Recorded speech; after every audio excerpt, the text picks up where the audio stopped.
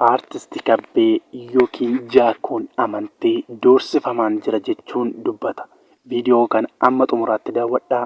Laayik gochuun waliin tura.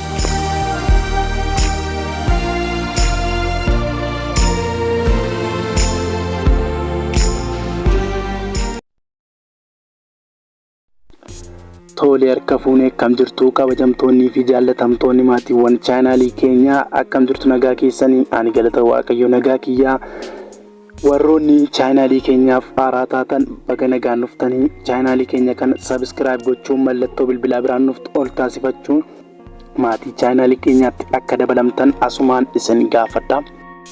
Guyyaa irraa kana waa'ee kabbadaa yookiin jaallee amantee abbaa koomeedii sitkoomii TV5 irratti darbaa ture kabbee kabbeetoo jedhu waa'ee isaa waan dhageenye tokko waan jiruuf isin dhageessisuuf viidiyoo gabaabduu kana qabannee dhufnee jirra. Amma xumuraatti nu waliin tura. Viidiyoo keenya kana laayik gochuun nama bukkee akka inni goonu taasisa. Laayik gochuun keessan baay'ee tokko nu jajjabeessa. Aartistii jaallee amantee yookiin kabbee kabbeetoo kun doorsisi akkana irratti taasifamaa jira jechuun dubbatama. Aartistiin kun kan inni doorsifamu waa'ee magaalaa Finfinnee yeroo baay'ee irra deddeebiin waan dubbadhuuf ta'uu hin malu jedhama.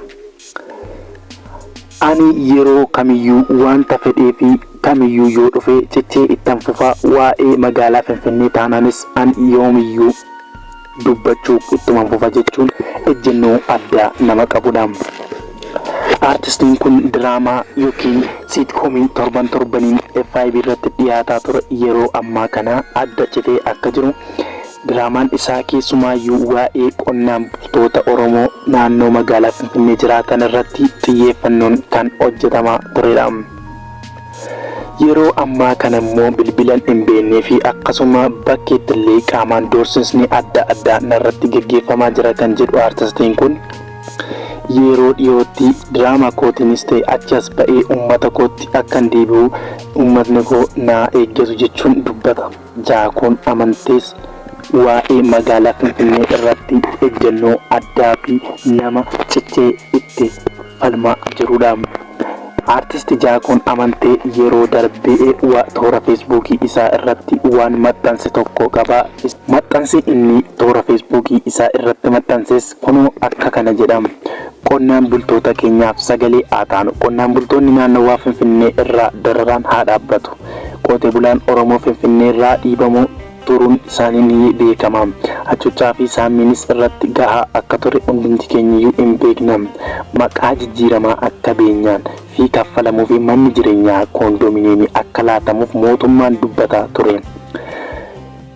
Kennaanis akka jalqabee himaa turan. Haa ta'u malee buqqaatii fi saamichi ammallee kan irraa hin dhaabbannee fi mannis akka hin kennamneef ta'u maatiin hedduunis ammas jireenya gidiraan dararamaa jiru. Mootummaan naannoo Oromiyaa gabaatti akka furmaata laatuu fi beenyaan jedhamee fi manni jireenyaa koondoominiyeemii sun akka laatamuuf dhiibbaa gochuu qaba jedha aartistiin kun. Qe'ee isaatti saamamee lafa isaa irratti waardiyaatee jiraachuun kadhachuun qonnaan bulaa naannawaa Finfinnee Oromoo ta'an irraa haa dhaabbatu jedhama. Egaan aartistiin kun kan inni dubbate baay'eedha, garuu nuti kan keessaa qabannee kana fakkaata. Egaan hordoftootaaf maatiiwwan chaanaalii keenyaa turtii amma ammaatti na waliin gootaniif baay'ee guddaa galatoomaa.